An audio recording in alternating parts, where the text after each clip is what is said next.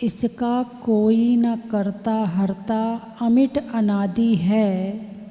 जीवरु पुद्गल नाचे यामे कर्म उपाधि है। पुण्य पाप सो जीव जगत में नित सुख दुख भरता। अपनी करनी आप करे सिर औरन के धरता।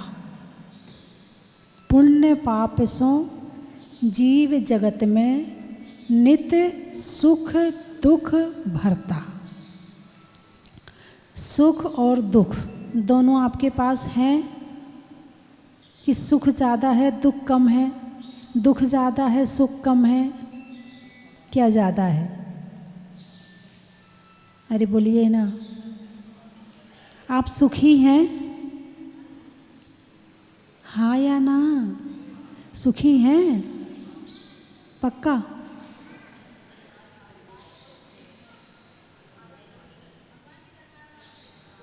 अच्छा, आप यदि सुखी हैं क्योंकि आपके घर मकान है ना, अपना मकान है, अपनी दुकान है, अपने बाल बच्चे हैं, है ना, धन पैसा है, परिवार है, रिश्तेदार हैं, आप तो सुखी हैं। अरे बोलिए ना, अरे हाँ तो बोल दो, क्या कमी है आपके पास में? बोलिए जो आप दुखी हो। कोई कमी नहीं है ना आपके पास? क्या कमी बताओ आपके पास में? बेटा है, बहू है, नाती हैं, पोते हैं, मकान है, दुकान है, हैं? सुखी हैं ना? अरे हाँ तो बोलो। हाँ सुखी हैं। अब भगवान के पास में ना तो मकान है, ना दुकान है, ना धन है, ना पैसा है, ना बाल बच्चे हैं, ना बीवी है, ना परिवार है, ना रिश्तेदार हैं, तो इसका मतलब भगवान तो बहुत दुखी होंगे।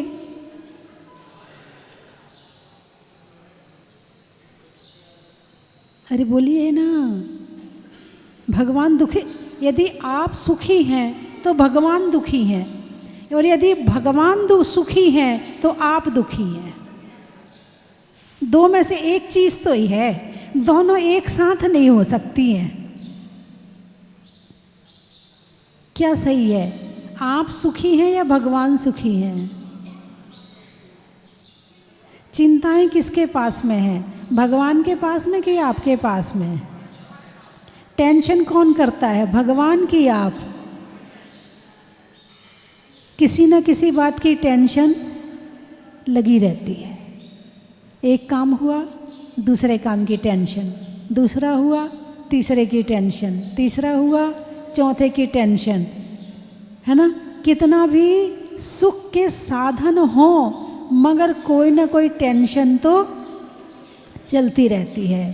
तो इसका मतलब क्या हुआ? सुख किसे कहते हैं? सुख की क्या परिभाषा है? आत्मिको हिते है सुखे सो सुखे, आकुलता भी ने कहिए, आकुलता शिवे माही न ताते, शिव मगे लाग्यो चाहिए। जिसमें आकुलता ना हो वो सुख है। जहाँ आकुलता है ही नहीं किसी बात की, बिल्कुल शांति से बैठे हैं, कोई बात की आकुलता नहीं है, ऐसी निराकुलता ही सुख है। अब आपके पास में आकुलता है कि नहीं है? अरे बोलिए ना, आकुलता है? कोई ना कोई आकुलता मची रहती है। नाश्ता कर लिया तो खाने की आकुलता, खाना खा लिया तो दोपहर के चाय की आकुलता, चाय पी ली तो शाम के खाने की आकुलता। आप लोग दिन भर तैयारी करती रहती ना, सुबह के बाद शाम की, शाम के बाद दोपहर की, तो आकुलता तो है ना। और जहाँ आकुलता है वहाँ दुख है। जहाँ आकुलता है वहाँ दुख है। बस आदत पड़ गई है। यदि आदत बुरी चीज़ों की पड़ जाए तो वो भी सही लगने लगती है। आदत तो आदत है। अब आकुलता करने की आदत पड़ गई है तो ये महसूस नहीं होता कि ये दुख है। अब आकुलता किसको महसूस होगी कि दुख है? सुबह के नाश्ते के बाद खाने की चिंता, खाने के बाद दोपहर के चाय की चिंता। अब ये किसको दुख महसूस होगी? जिसे स्वाध्याय करना होगा, जिसे ध्यान करना होगा, उसे लगेगा क्या है सारे दिन खाना खाना खाना, बस इस पेट में डालते रहो, निकालते रहो, इस पेट में डालते रहो। यही करने को जीवन पाया है क्या? जो इस सत्य को समझ जाता है उसे इस बात में आकुलता लगने लगती है, और जो इस सत्य को नहीं समझ पाता है उसे लगता कोई नहीं, सुबह नाश्ते में ये बनाया था, दोपहर में ये खाना है, सुबह दोपहर में ये खाया, दोपहर में ये करना, शाम को ये करना। उसे वो रुचि से करता है। और जिसे आत्मा का सत्य नजर आता है वो भोजन करता तो है मगर वो रुचि नहीं होती है। तो भगवान की मुद्रा कौन सी मुद्रा है? आकुलता वाली मुद्रा है या निराकुलता वाली मुद्रा है? आकुलता वाली, निराकुलता वाली। मतलब कभी आप शांति से बैठो, बिल्कुल शांति, कोई आकुलता नहीं, कोई टेंशन नहीं दिमाग में, तो आपको अच्छा लगता कि नहीं लगता है? अच्छा लगता है ना। बस वो ही सच्ची जो आकुलता रहित समय है, वो ही सुख है। अब भले आपको लग रहा है कि भोगों में सुख है, लगता है, मगर है नहीं है, क्योंकि सांसारिक जो भोग होते हैं वो आकुलता से सहित होते हैं। कैसे होते हैं? आकुलता से सहित होते, और जहाँ आकुलता है वहाँ दुख है।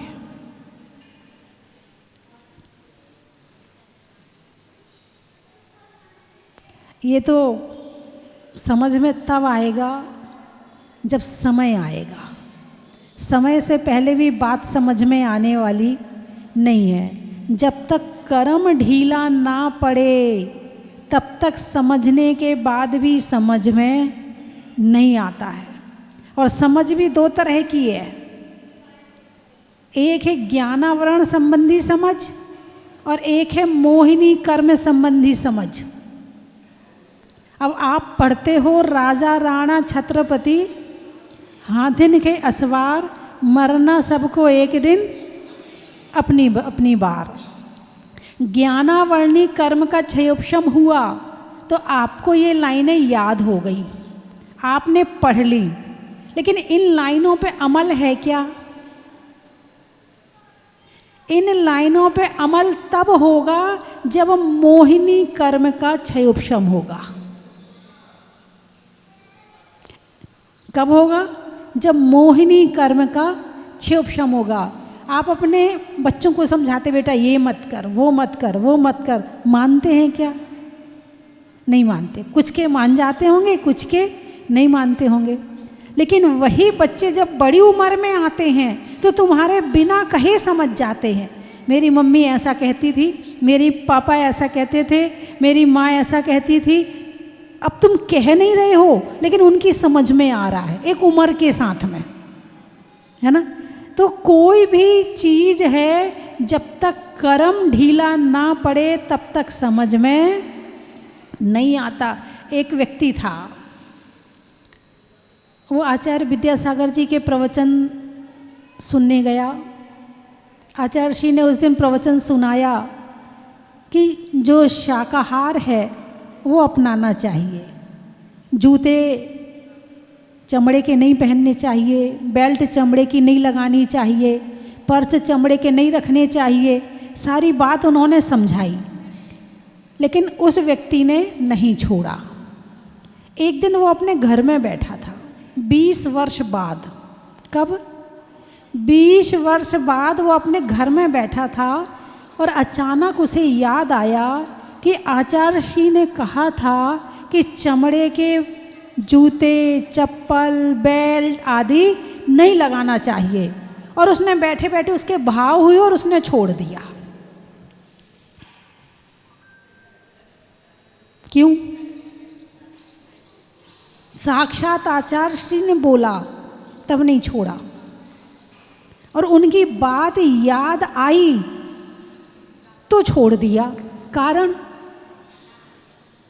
कारण ये है कि ज्ञानावरणी का क्षयोपशम तो उस समय हो गया था जिस समय उन्होंने सुना था, याद हो गया था, स्मृति में आ गया था कि हाँ ऐसा करना चाहिए। ज्ञानावरण कर्म में आ गया कि ऐसा करना चाहिए, लेकिन अभी मोहिनी ने छोड़ा नहीं। जब तक मोहिनी का मोह कम नहीं होगा तब तक वो चीज़ तुम छोड़ नहीं पाओगे। और 20 वर्ष बाद उसका मोहिनी कर्म का क्षयोपशम हो गया तो वहाँ आचार्यशी नहीं है तो भी उसने छोड़ दिया।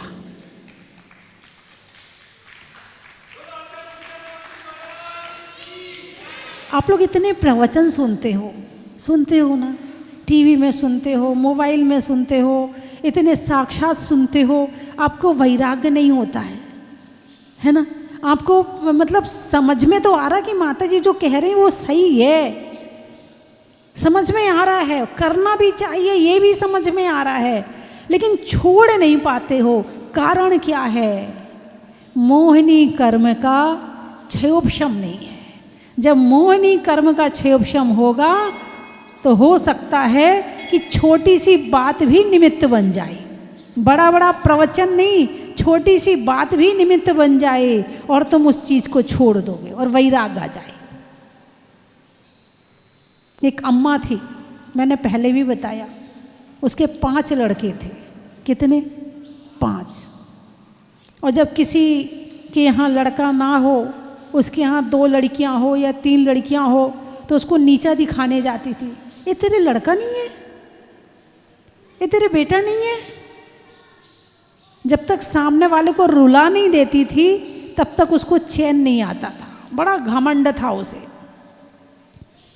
अब बड़े बेटे की शादी हुई, बहू आई, अब बेटा बहू की तरफ मुड़ गया। वो तो स्वाभाविक है, बेटे का जो एक दिन भर माँ करता था, अब जब शादी हुई है तो वो पत्नी भी करेगा, क्योंकि साथ में रहना है उसे, उसकी भी माननी पड़ेगी। अब थोड़ी थोड़ी बात माँ की माननी कम कर दी तो माँ को बड़ा दुख हुआ, मेरा बेटा तो बदल गया, मेरा बेटा तो मेरी सुनता ही नहीं है, अब तो जो पत्नी कहती है वो ही करता है, उसे बड़ा दुख हुआ। अब उसने मंदिर जाना शुरू कर दिया, पहले मंदिर नहीं जाती थी, सारे दिन अपने बेटों के खाने पीने ये वो उसी में लगी रहती थी, मंदिर जाना शुरू कर दिया। अब दूसरे बेटे की शादी हुई तो पूजा पाठ शुरू कर दिया, और तीसरे बेटे की शादी हुई तो उपवास व्रत शुरू कर दिए, और चौथे 5वें से तो मोहे छोड़ दिया, अब तू जान और तेरा काम जान। निमित्त मिलते हैं क्या? जब ज़्यादा निकट के निमित्त मिले ना तो भी मन परिवर्तित होता है। जब चोट लगती ना तब मन परिवर्तित होता है, और जब मोह कर में ढीला पड़ता है। मोह किसने कम करवाया? बेटे ने। किसने कम करवाया? तब कम हुआ, अपने आप कम नहीं हुआ, बेटे को कम करवाना पड़ा। जब चोट लगी तब मोह कम हुआ, और नहीं तो उसका मोह इतना भारी था कि वो छूटना बड़ा मुश्किल हो रहा था। तो पुण्य पाप सो जीव जगत में नित्य सुख दुख भरता। पुण्य और पाप का खेल है संसार में, ठीक है। और आकुलता रहित अवस्था है पुण्य पाप से रहित। पुण्य पाप से रहित अवस्था। भगवान कौन सी अवस्था में है? आप कौन सी अवस्था में हैं इस समय? पूर्ण उदय चल रहा। आपने अभिषेक किया, शांति धारा करी, प्रवचन सुन रहे हैं, माला फेरेंगे, पूजा कर रहे हैं। आपका क्या चल रहा है? पुण्य का उदय चल रहा है। लेकिन आकुलता अभी भी है। बस माता जी के प्रवचन सुन लें, फटाफट गाड़ी में बैठना है, नाश्ता करेंगे, नाश्ता करके फिर जल्दी निकलना है, फिर वहाँ जाना है। फिर आकुलता अभी भी चल रही है। अब पता नहीं कितनी देर और प्रवचन होंगे, कितना टाइम और लगेगा। आकुलता मन में चल रही है। और कुछ तो ऐसे होंगे कि एक ने दूसरे को इशारा किया और खड़े हो गए, चाहे प्रवचन चलता रहे, आकुलता तुम्हें वहाँ से उठा देगी। और ऐसा एक बार नहीं 50 बार आपने देखा होगा। तो ये आकुलता का नाम दुख है और दुख का नाम आकुलता है। चाहे वो पुण्य के उदय की हो और चाहे वो पाप के उदय की हो। हाँ, ये बात अलग है कि अभी आपको माला फेरना है, तीर्थ यात्रा करना है, आपको पूजा करना है, तो अभी आपके लिए ये शुभ है, क्योंकि ये आकुलता आपकी निराकुलता का कारण बनेगी। साधना की आकुलता, संयम की आकुलता, तप की आकुलता, ध्यान में बैठने की आकुलता, ये आपकी निराकुलता का कारण बनेगी, इसलिए आपके लिए ये उपयोगी है। लेकिन जो आकुलता आपके संसार का कारण बन रही है, वो तो आपको दुख में डालने का कारण बन रही है। भगवान देखो कितनी शांति से बैठे हैं। प्रतिदिन 5 मिनट ऐसी शांति से रोज बैठना चाहिए। ज़्यादा देर नहीं, 5 मिनट बैठो, 10 मिनट बैठो, 15 मिनट बैठो, ऐसी शांति से कि उस समय आपने घर का त्याग कर दिया, परिवार का त्याग कर दिया, सबकी चिंता छोड़ दी, सबके विचार छोड़ दिए, सबको छोड़ दिया कि 15 मिनट के लिए मेरा संपूर्ण संसार का त्याग है। न शरीर की आकुलता, न भोगों की आकुलता, न परिवार का ध्यान, न परिवार का विचार, कुछ नहीं। और बस बैठ कर के या तो 12 भावनाओं का चिंतन करो, या मेरी भावना का, या 16 कारण भावना का, या वैराग्य भावना का, आपको जो भी आता हो, वैराग्य में, धर्म वृद्धि में जो भी कारण बने, 5 मिनट भगवान की तरह बैठ जाओ आप कि मैं भी भगवान हूँ, अभी नहीं हूँ लेकिन मैं भगवान बन सकता हूँ। कैसे बनूँगा? इसी क्रिया के माध्यम से बनूँगा। तो एक थोड़ा सा भगवान बनने का प्रैक्टिकल और प्रैक्टिस ध्यान के माध्यम से प्रतिदिन किया करो, तो आपको पता चलेगा कि भगवान का सुख क्या है और हम जिसको सुख मानते हैं वो क्या है। जब तक ये नहीं करोगे तब तक आपको भगवान के सुख का, हालांकि भगवान का सुख हम ना तौल सकते हैं ना नाप सकते हैं, लेकिन हमें जब इतने से में सुख मिल रहा है तो भगवान जब अनंत सुखी हैं तो उनको कितना सुख मिल रहा होगा, इससे एक थोड़ा सा अनुभव हो जाएगा आपको। और जब तक आप ध्यान में नहीं बैठोगे, सब कुछ नहीं छोड़ोगे, तब तक आप भगवान की पूजा तो करते रहोगे लेकिन भगवान वाला सुख प्राप्त करने वाले नहीं हो। इसीलिए भगवान बन करके थोड़ी देर के लिए आंख बंद करके बैठना चाहिए।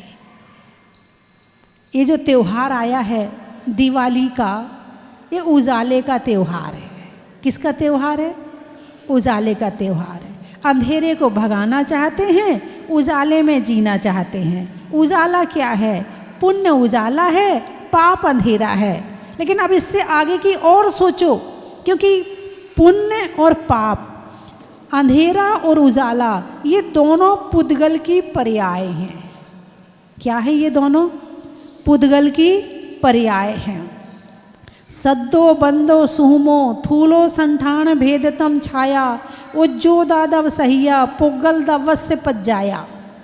शब्द बंध सूक्ष्म स्थूल संसान भेद तम छाया उद्योत आतप, ये सब पुद्गल की पर्याय हैं। और आत्मा अलग स्वभाव की है और पुद्गल अलग स्वभाव का। जाति जानते हो ना? जाति, जाति को जानते नहीं? जैन जाति, हिंदू जाति, जाते ना? तो जब शादी करते तो अपनी जाति में करते हैं। जाति जाति, जब तक जीवन है तब तक जाति नहीं जाती, जब तक जीवन है तब तक जाति नहीं जाती, इसलिए इसका नाम है जाति। उसे आप त्याग त्याग कह के, उसे आप, क्योंकि मोह है ना, ये मोह बैठा है, ये समझने नहीं देता है कि सत्य क्या है, ये जानने नहीं देता है कि सत्य क्या है, ये पहचानने नहीं देता कि सत्य क्या है। पहचान लोगे तो इसका काम तमाम हो जाएगा। किसका? मोह का। एक होता है सीधे आंख से देखना, एक होता है काला चश्मा लगा के देखना।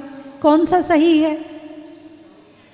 अरे बोलिए ना, डायरेक्ट आँखों से देखना है ना, है ना, डायरेक्ट आँखों से देखना आपको सही दिखेगा, और चश्मा लगा कर देखोगे तो सही नहीं दिखेगा। तो अभी क्या लगाया हुआ है?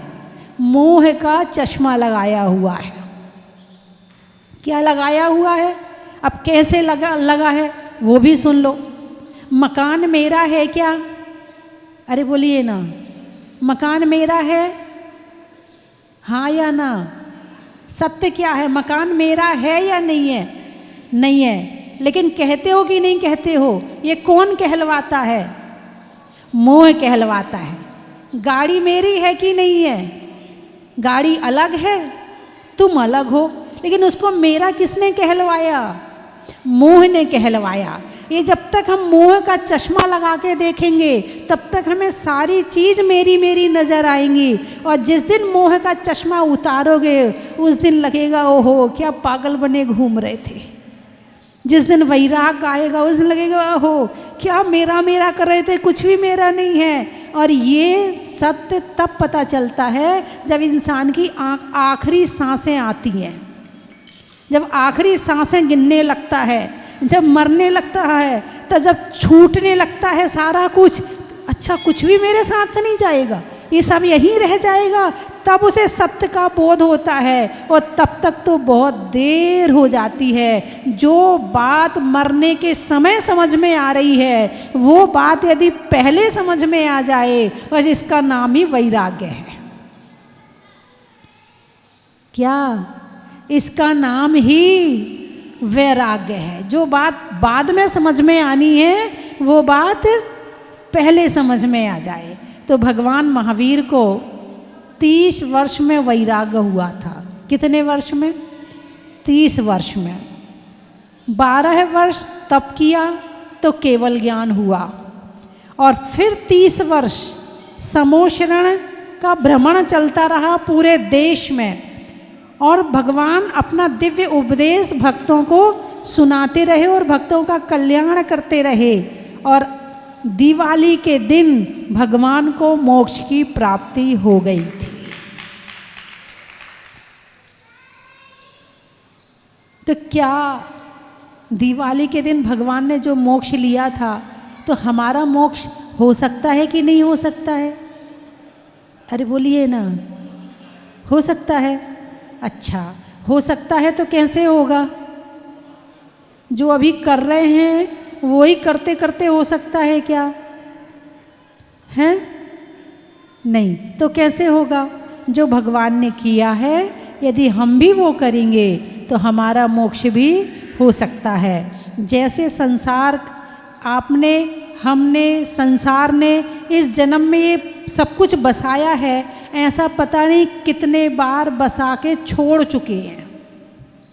कितने बार परिवार बसाया फिर छोड़ दिया, फिर बसाया फिर छोड़ दिया।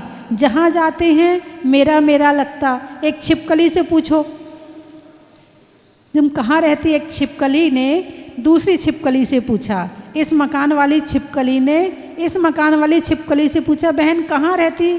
तेरा घर ये है ना मेरा मकान।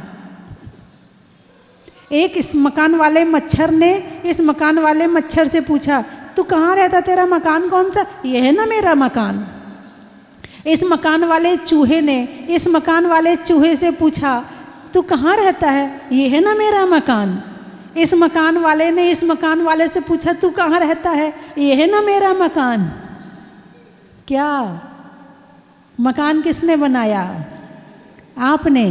और कितने जीव उस मकान को अपना मकान कह रहे हैं, और वो भी चला जाता है, वो भी चली जाती है, वो भी चला जाता है, सब चले जाते हैं, मकान वहीं का वहीं खड़ा रह जाता है। सब मेरा मेरा मेरा करते इस दुनिया से चले जाते हैं। बोलिए हाँ या ना? कम से कम भगवान के मोक्ष कल्याणक पर इतनी बात तो समझ में आ जाए कि क्या मेरा है और क्या मेरा नहीं है। तो अपने आप को शुद्ध बनाने का तरीका वही है जिसको भगवान महावीर ने किया था। और यदि नहीं करेंगे तो संसार में भटक रहे थे, भटक रहे हैं, और भटकते रहेंगे। अभी भी सोचो कि लाइन पर आ गई गाड़ी, अभी नहीं आई है। अभी तो बहुत कुछ चीज़ें प्रभावित करती हैं। अभी तो मकान प्रभावित करता है, गाड़ी प्रभावित करती है, बातें प्रभावित करती हैं, सामने वाला प्रभावित करता है, घड़ी प्रभावित करती है, हैं? अभी तो कपड़े प्रभावित करते हैं, बाल बच्चे प्रभावित करते हैं। अभी तो हम बाहर के प्रभाव में घूमे जा रहे हैं। जिस दिन इनके प्रभाव से हम बाहर निकलेंगे, उस दिन समझना कि हमने कुछ किया है।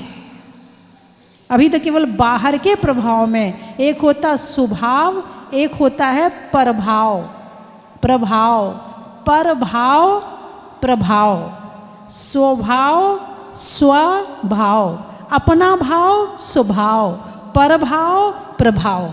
तो अभी हम परभाव में हैं या स्वभाव में हैं? अरे बोलिए ना, अभी हम प्रभाव में हैं। परभाव, जब तक परभाव में रहेंगे तब तक स्वभाव में नहीं आ सकते हैं। तो बंधुओं, भगवान महावीर स्वामी तो मोक्ष चले गए, ये बात तो भाव बन जाए, यही बड़ी बात है। भाव नहीं, मोह भाव नहीं बनने देता है। क्या कहोगे, साधु संत का काम तो कहना है, कहते रहते हैं। हाँ, इनके तो साधु संत हैं, इनको क्या घर गृहस्थी का पता, इनका तो काम ही कहने का है। इनका तो बस यही कहते रहते, छोड़ो छोड़ो छोड़ो छोड़ो। ये क्या जाने घर गृहस्थी को, घर गृहस्थी क्या होती है। अरे बोलिए ना, ऐसा महसूस कर सकते हो, नहीं कर सकते? इनका तो काम ही है कहने का। हाँ, एक बार मैंने बोन चाइना पे प्रवचन किए थे, तो बहुत सारे लोगों ने बोन चाइना, जो हड्डियों के बर्तन हैं, बोन यानी हड्डी, और सही भी है, हड्डियों के बर्तन है वे, तो बहुत सारे लोगों ने छोड़ दिए। एक बहू थी, उसने अपने वो बर्तन उठाए और बाहर ले जाके फेंकने लगी। सास प्रवचन सुनने नहीं आती थी, तो सास बोलती, ये क्या कर रही है? अम्मा जी, ये हड्डियों के बर्तन अपने घर में नहीं रखना चाहिए। किसने बता दिया तुझे? माता जी ने बताया आज प्रवचन में। माता जी का काम तो कहने का है, रख यही, कहीं नहीं बाहर ले जाना इनको। बात बहू को तो समझ में आ गई, मगर सास को समझ में नहीं आई।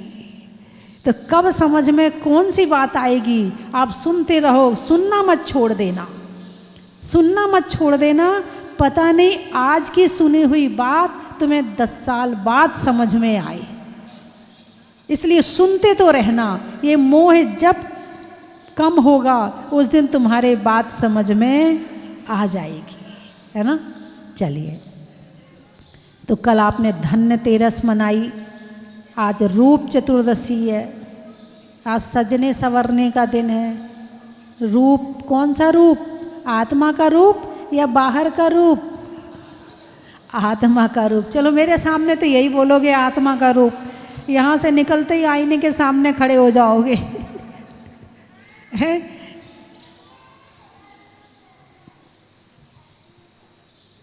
फूल में कली का, तपस्या में बाहुबली का, और पर्वों में दिवाली का बड़ा ही महत्व है। अनाज में दाने का, इनाम में पाने का, और भगवान के मोक्ष जाने का बड़ा ही महत्व है।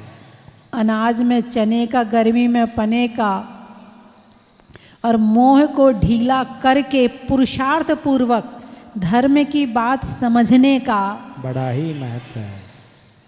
चावल में चुनने का, बुनाई में बुनने का, और बड़े शांति से सुनने का बड़ा ही महत्व है। चलने में पात का, मित्रों में साथ का, तीर्थंकरों में मुनि सुब्रत नाथ का बड़ा ही महत्व है। अनाज में चने का, गर्मी में पने का, और भगवान की शांति धारा करने का बड़ा ही महत्व है। कहाँ कहाँ से आए हो? भिवाड़ी, बाग में बाड़ी का, महिलाओं में साड़ी का, आने वालों में भिवाड़ी का बड़ा ही महत्व है। चित्रकूट, फलों में फूट का, नारियल में जूट का, और आने वालों में चित्रकूट का बड़ा ही महत्व है। लखनऊ, त्रेंचों में काऊ का, बाल कटाने में नाऊ का, और आने वालों में लखनऊ का। तिजारा, कमजोरी में बेचारा का, देखने में नज़ारा का, आने वालों में तिजारा का। बड़ा ही महत्व है। औरंगाबाद, इंदौर, आम की बौर का, अंगली में पौर का और आने वालों में इंदौर का। पलवल, अच्छे काम में नहीं करने में कल का, यानी आज ही कर लो। किसान में हल का और आने वालों में पलवल का।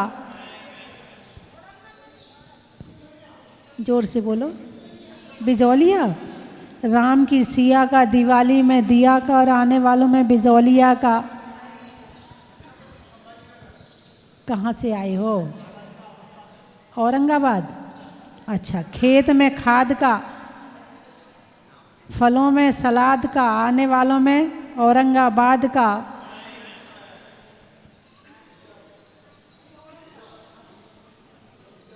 वो पीछे वाले हाथ उठा रहे हैं। ईडर, जाने में किधर का, होने में निडर का और आने वालों में ईडर का। बड़ा ही महत्व। गाने में सुर का, नृत्य में नूपुर का, आने वालों में जहाजपुर का। बड़ा ही महत्व है। बोलिए 24 भगवान की जय। आर्यकाओं में स्वस्ति भूषण का बड़ा ही महत्व है।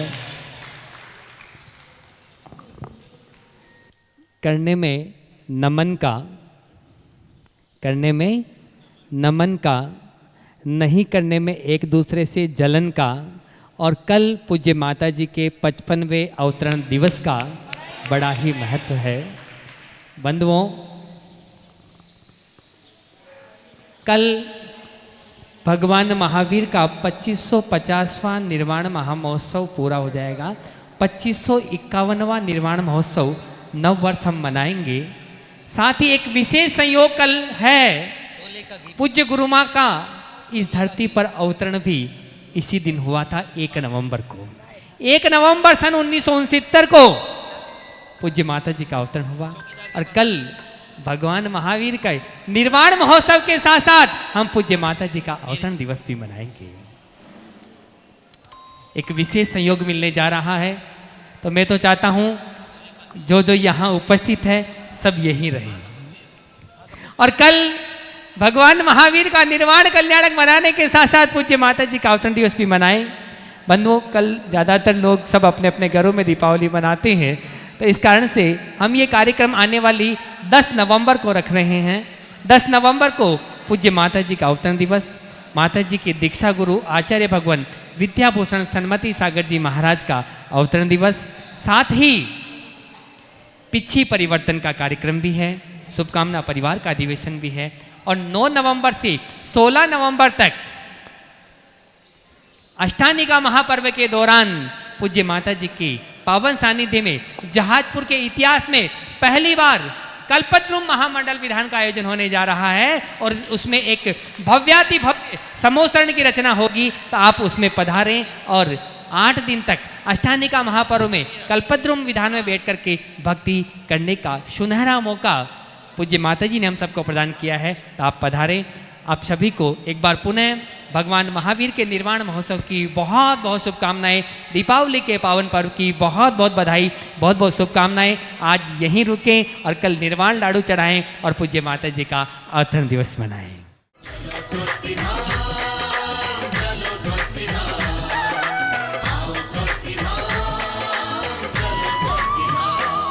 कंचन की थाल को सजाओ रे आज, रत्नों की थाल को भर लाओ रे आज।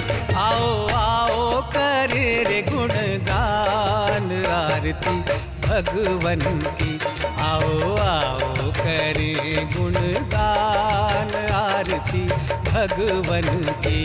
आओ आओ करे रे गुणगान आरती भगवन की।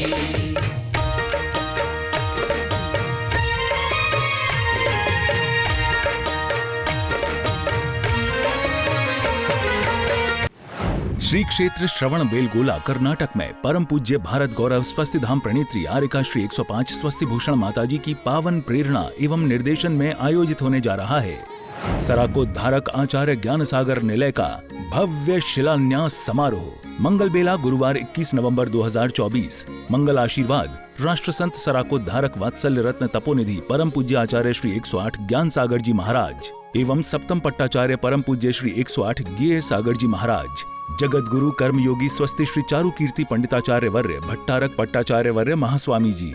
पावन निर्देशन परम पूज्य जगत गुरु स्वस्ति श्री चारु कीर्ति पंडिताचार्य वर्य भट्टारक पट्टाचार्य वर्य महास्वामी जी। आप सभी इस कार्यक्रम में सपरिवार पधार कर पुण्यार्जन अवश्य करें। आयोजक श्रवण बेलगोला क्षेत्र, श्रवण बेलगोला जैन मठ, इंस्टीट्यूशन मैनेजिंग कमेटी ट्रस्ट। निवेदक समस्त ज्ञान सागर जी भक्त परिवार। अन्य अधिक जानकारी हेतु संपर्क सूत्र 9312246951, 9810436037, 9844013463, 9499206319। राजस्थान की पावन नगरी भीलवाड़ा स्थित स्वस्थ धाम जहाजपुर की अतिशयकारी धन्य धरा पर प्रथम बार परम पूज्य गणनीयारिका श्री 105 स्वस्ति भूषण माताजी के पावन सानिध्य में आयोजित होने जा रहा है कल्पद्रुम महामंडल विधान। मंगल बेला 9 से 16 नवंबर 2024। विधान में इंद्र इंद्राणी बनकर सातिशय पुण्य का बंध अवश्य करें। प्रतिष्ठाचार्य डॉक्टर अभिषेक जैन, शिक्षाचार्य दमोह, संगीतकार लोकेश एंड पार्टी भोपाल। न्यौछावर राशि 11,000 रुपए मात्र। विधान में पधारने वाले इंद्र इंद्राणियों को समिति की ओर से आवास एवं भोजन की समुचित व्यवस्था उपलब्ध कराई जाएगी। आप सपरिवार सादर आमंत्रित हैं। विधान में भाग लेने एवं अधिक जानकारी हेतु संपर्क करें। देखिए इस कार्यक्रम का भव्य प्रसारण 10 नवंबर 2024 को दोपहर 12 बजे से सिर्फ पारस चैनल पर।